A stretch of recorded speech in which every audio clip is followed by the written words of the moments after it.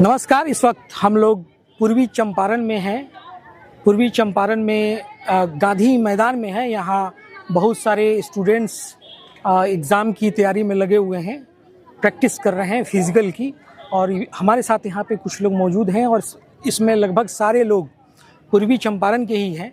तो हम इनसे जानने की कोशिश करते हैं कि पूर्वी चंपारण की मुख्य समस्याएं क्या है, उसके साथ साथ इन लोगों के लिए चुनाव के असल मुद्दे क्या हैं, कौन सा ऐसा क्षेत्र है जिसमें इनके हिसाब से काम किया जाना बाकी है। तो सबसे पहले आप अपना नाम बताइए सर। सबसे पहले आपके चैनल को बहुत बहुत धन्यवाद। और मेरा नाम हुआ नवल कुमार, जुनून फिजिकल के डायरेक्टर।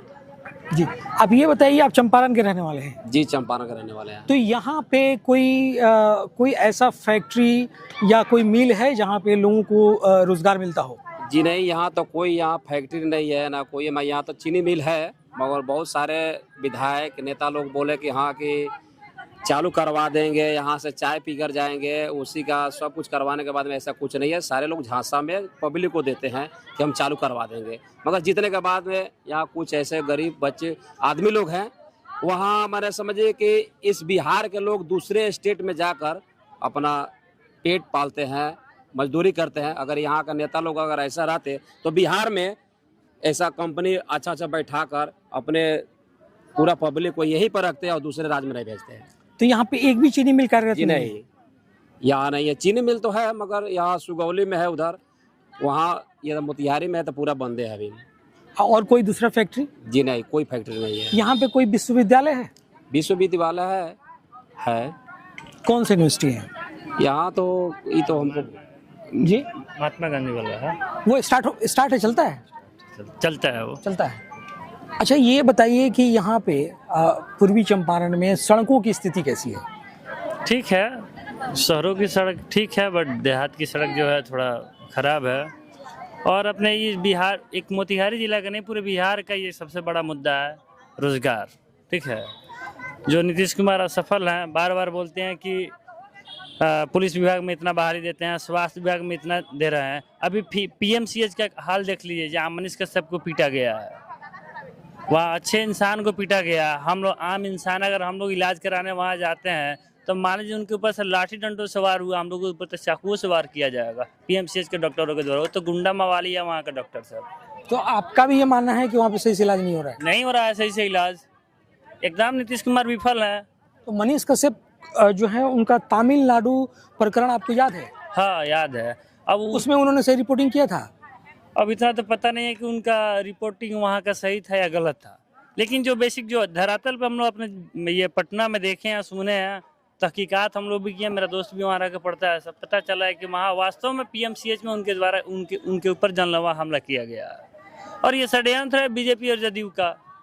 आने वाले चुनाव में हम लोग बता देंगे इसको। नाकामा सरकार है ये। पहले नीतीश कुमार बहुत अच्छे थे, जब से अब क्या हो गया है? अब बताइए, स्टेज पे भी लड़की औरतों के साथ कैसा कैसा व्यवहार कर रहे हैं, आपसे छुपा थोड़े है। आप भी न्यूज़ देख ही रहे हैं, क्या कर रहे हैं क्या नहीं कर रहे हैं। आप क्या कहेंगे? आप कुछ कहेंगे? आप कुछ कहेंगे सर? बोलो। आइए आगे आ जाइए। भैया है, बोलें। अच्छा जी। सामने जो पहले परमानेंट आर्मी का बहाली होता था, ये टूर और ड्यूटी ला करके 4 साल कर दिया। इससे क्या देश आगे बढ़ रहा है? इसमें अग्निवीर वगैरह लाया गया। अग्निवीर एकदम घटिया पॉलिसी है। इससे देश एकदम विफल हो रहा है, पीछे जा रहा है। अच्छा, आपका घर यहीं पे है चंपारण? चंपारण यही। बिजली कैसी रहती है यहाँ? स्मार्ट मीटर में चोरी हो रहा है। स्मार्ट मीटर किसी के जिसके घर में 27 रुपये आने वाला है, जो ग्रामीण लोग हैं, उनके यहाँ 500-600 का ऐसे आ रहा है मंथली बिजली बिल। एकदम स्कैम है ये स्मार्ट मीटर, एक बहुत बड़ा स्कैम है और ये झोल है। बोलो, बोलने में क्या? आइए ना, एक मिनट, एक प्रश्न, आइए ना प्लीज, आइए ना एक मिनट जी। आप कुछ कहेंगे? बोलो, जो बोलना है। कोई मुद्दा? शिक्षा की व्यवस्था कैसी है बिहार में? शिक्षा की व्यवस्था यहाँ पर अच्छा नहीं है, बिल्कुल अच्छा नहीं है। यहाँ पर बस हमारे बिहार में बेरोजगारी खत्म करके हर घर में जॉब मिलना चाहिए। अच्छा, इतने सारे शिक्षकों की बहाली हुई है, आपका क्या मानना है? क्या अभी विद्यालयों की स्थिति कैसी है? क्या उसमें पढ़ाई चल रहा है? स्टडी नहीं, अभी तो शिक्षा मतलब बिल्कुल बेकार चल रहा है, क्योंकि शिक्षा सब देखते हैं, स्टूडेंट सब अपना काम करता है, शिक्षा अपना काम करता है। कोई शिक्षा अपने ये अप्रूव रूप से कोई नहीं अच्छा से शिक्षा नहीं दे रहा है। गुजरात में गुजरात में 23,000 करोड़ का प्रोजेक्ट स्थापित कर रहे हैं और दरभंगा में आकर के मोदी जी कहते हैं कि मैं 10-12 ट्रेन और खुलवा देता हूं जो मुंबई या महाराष्ट्र जाकर के पंजाब यहाँ के बिहार के लोग जाकर कमाएंगे। क्या यही एक देश के प्रधानमंत्री का यही बात है, यही भाषा होता है? आइए और इधर आइए। चारों तरफ से एकदम तो सर आपके लिए और वो कौन कौन से मुद्दे हैं जिनको आपको लगता है कि बिहार में सुधार की आवश्यकता है?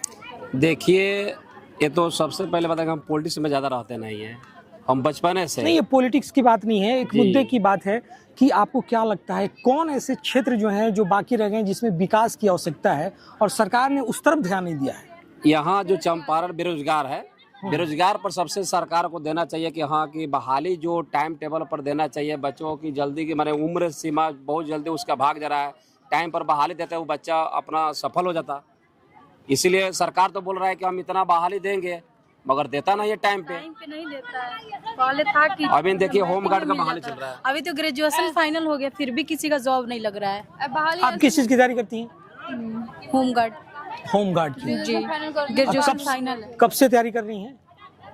3-4 महीना से कर रहे हैं। अभी उसका बहाली चल रहा है। अच्छा, अभी होमगार्ड का बहाली। अभी ये चंपारण में होमगार्ड का बहाली शुरू है, उसी का ही सारे बच्चे लोग तैयारी कर रहे हैं। इसके साथ साथ और भी किसी कंपटीशन का एग्जाम दिया है आपने? जी, बिहार पुलिस। बिहार पुलिस का। तो आपको लगता है कि मैंने बहाली बड़ा देर से हो रहा है? जी, बहुत देर से हो रही है। और यहाँ मुख्यतः यहाँ के लोग रोजगार के लिए क्या करते हैं? क्या बाहर जाते हैं या यहीं पे रोजगार का सुविधा है चंपारण में? बाहर क्यों नहीं जाएंगे, क्योंकि यहाँ पर कोई फैक्ट्री ही नहीं है, तो बाहर तो जाना ही पड़ेगा ना। यहाँ पे कोई सुविधा ही नहीं है अपने बेरोजगार खत्म करने आपको का। सर बोल नहीं दिए 23,000 करोड़ का प्रोजेक्ट गुजरात को दिया जाता है और यहाँ एक मखाना का फैक्ट्री लगाए उस पर शोध किया जा रहा है। अब ये चौहान जी आए थे जो भारत के कृषि मंत्री हैं, आकर के शाही लीची खाए, बोले कि यहाँ मैं कुछ ऐसे इन्वेस्ट करता हूँ कि 2 से 3 दिन के लिए लीची यहाँ ऑपरेशन। अभी देखिए, अभी चुनाव होने वाला है, जाहिर सी बात है कि आप लोग कह रहे हैं कि पलायन एक मुद्दा है, रोजगार एक मुद्दा है। और अभी आपको मालूम होगा कि पाकिस्तान से संघर्ष हो रहा था और संघर्ष लगभग 4 दिनों के अंदर संघर्ष विराम हो गया। मेरे ख्याल से, जैसा कि मैं देख रहा था सोशल नेटवर्किंग साइट्स पे, कि अभी भारत की जनता इस मूड में नहीं थी कि संघर्ष विराम किया जाए। इसको आप कैसे देखते हैं? क्या ये जो युद्ध विराम हुआ, संघर्ष विराम हुआ, ये हो जाना चाहिए था? सर आपको 1971 का वार याद होगा जिस समय इंदिरा गांधी प्रधानमंत्री थी? जी याद है। उस उसमें समय बांग्लादेश अलग हो गया था। हाँ, अलग हुआ था। अमेरिका बहुत प्रेशर किया, जो यूएनए का जो मेंबर है सब बहुत प्रेशर किया इंदिरा गांधी पे, तभी इंदिरा गांधी झुकी नहीं, मुंह तोड़ जवाब दी। आज इतना देश एकदम डेवलप है, चारों तरफ से मजबूत है, इष्ट पुष्ट है, तब ये बैक क्यों होगा? आपके कहने का मतलब है कि इस समय अच्छा वक्त था कि पीओके वापस ले लिया हाँ, जाए? ये बहुत बड़ा अपॉर्चुनिटी था। तो ये आप ये सरकार के गलत फैसले को, इस फैसले को गलत मानते हैं? हाँ, एकदम गलत मानते हैं, विरोध करते हैं। उनको लड़ना चाहिए, जो विपक्ष भी जिस साथ में तरीके था। से पहलगाम में मतलब बहुत ही बुरे तरीके से लोगों को मारा गया, उस हिसाब से तो इतना जल्दी संघर्ष विराम नहीं होना चाहिए। नहीं होना चाहिए, पीओके एकदम से ले लेना चाहिए। सर एक और बात आपको कहना चाहते हैं, आर्टिकल ये जैसे 19 आप लोग के जो प्रेस 19 में आता है, एकदम से मीडिया बिक चुका है, इस बात को आप दरकिनार नहीं कर सकते हैं। हम लोग भी द रूट्स न्यूज जैसा आप कह रहे हैं, बिल्कुल हमारे चैनल पे ऐसे ही चलेगा, आप देखिएगा। मैं बड़े बड़े चैनलों का दावा ये बात कर रहा हूँ। ये भी लड़का था जो आर्मी में हर चीज निकाल चुका था और ये निकम्मी बहरी सरकार रद्द कर दिया था। कौन सा बहाली? 2021 वाला। थोड़ा आगे आइए। अभी जो पलायन रोको यात्रा जो हुआ था बिहार में, हाँ, कन्हैया कुमार ने किया था। हम लोग नेतृत्व किए थे उसमें। तो आपने कब दिया था एग्जाम? 2021 में। किस चीज का? अग्निवीर था, आर्मी वाला था, अभी तो अग्निवीर हाँ, तो क्या हुआ उसमें? ये उसका मतलब रद्द कर दिया, सब फाइनल हो गया था, सरकार उसको रद्द कर दिया। सरकार उसको रद्द ये कर दिया। सत्ता छोड़ना होगा नीतीश कुमार। अच्छा, ये एक मिनट आप यहाँ पे किस लिए आई हैं? होमगार्ड की तैयारी करती हैं? कब से करती हैं? 1 महीना से। 1 महीने से करती हैं। आप लोग थोड़ा देर रहिए यहाँ पे। होमगार्ड की तैयारी करती हैं, कब से करती हैं? 1 महीना से। आपके हिसाब से क्या अभी बिहार में क्या मुद्दा है चुनाव के लिए? क्या कुछ किया जाना बाकी है अभी बिहार में?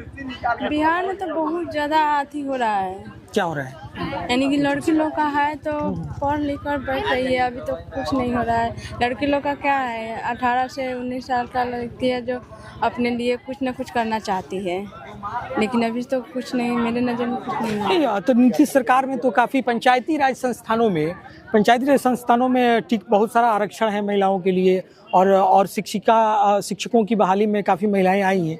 इस पे क्या कहेंगे? अब इस पर हम क्या बोले सर? क्या मुद्दा है इस बार, चुनाव का क्या मुद्दा है आपका? नहीं, मेरे लिए क्या लगता है सर इस बार?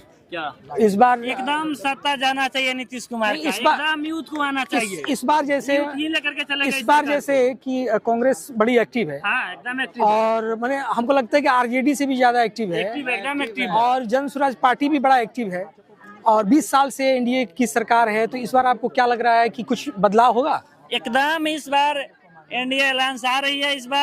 इस बार राहुल गांधी आकर के बिहार भ्रमण कर रहे हैं। पहले बार इतना दिन बिहार में समय दे रहे हैं।